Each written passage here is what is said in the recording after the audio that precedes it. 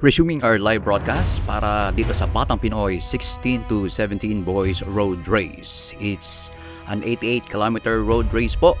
About 4 municipalities po ang itatakel nila dito sa Batangas. Ito po ang Tuwi, Balayan, Lian, Nasugbu at ang tinatakel ngayon is a relatively or occasional rolling sections or small rollers, tinatawag din flat with kickers. Itong binabanatan nila ngayon ito. At 5 rider po itong nasa harapan.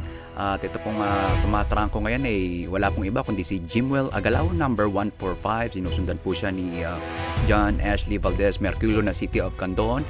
At yung pumapangatlo po ay si Joshua Roldan Alano. At kitang-kita niyo na po sa lansa, nagpapalitan sila at may umiinom pa.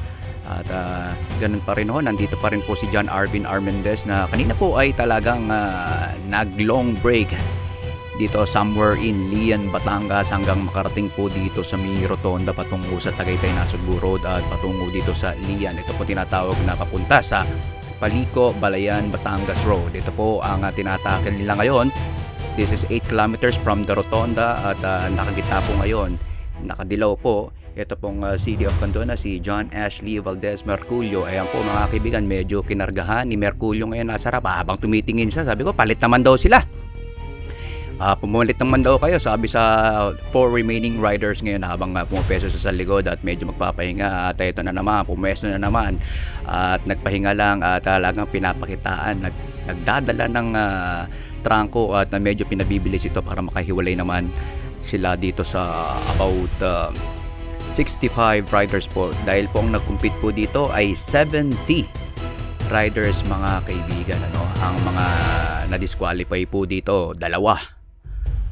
Okay, yan po at kitang-kita nyo naman po ang mga nandito about sa Northern Luzon lang itself ay 15 participants ang nag-participate dito, while sa NCR po 5, sa Mindanao 5, at sa Visayas 7, sa South Luzon ay 6 po ang mga nag-participate dito sa edition na to ng Batang Pinoy 2023.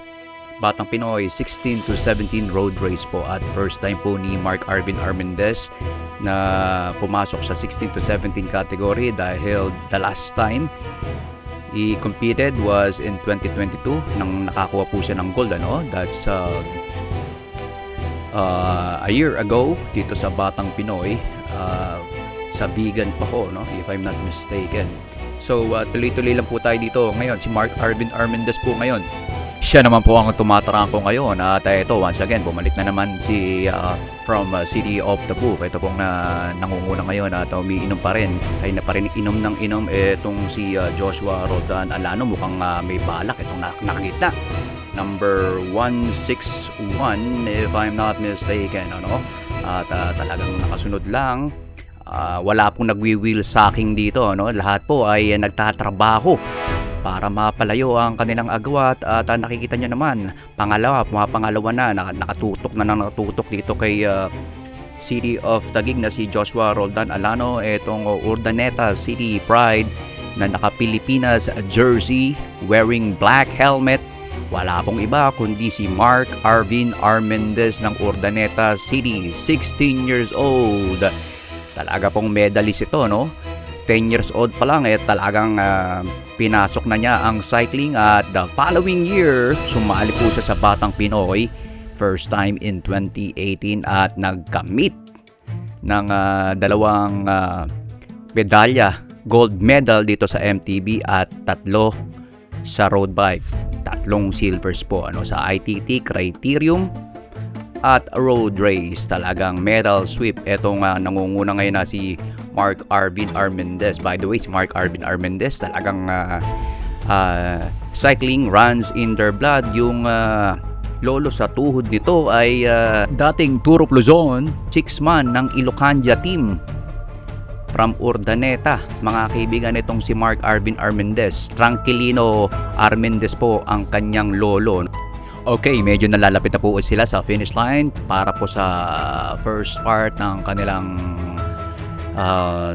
circuit race dito sa Batangas. Talagang iniikot nila ngayon ang Tuwi, Balayan, Lian at Nasugbu para dito sa 88-kilometer road race nito, at malalaman po natin mamaya-maya lang kung sino sa kanila may the best rider win dito para sa edisyon na ito ng Batang Pinoy 2023 16 to 17 road race. Ay, by the way, may mga kaibigan, saan ba kilala itong Tuwi, Tuwi Municipality?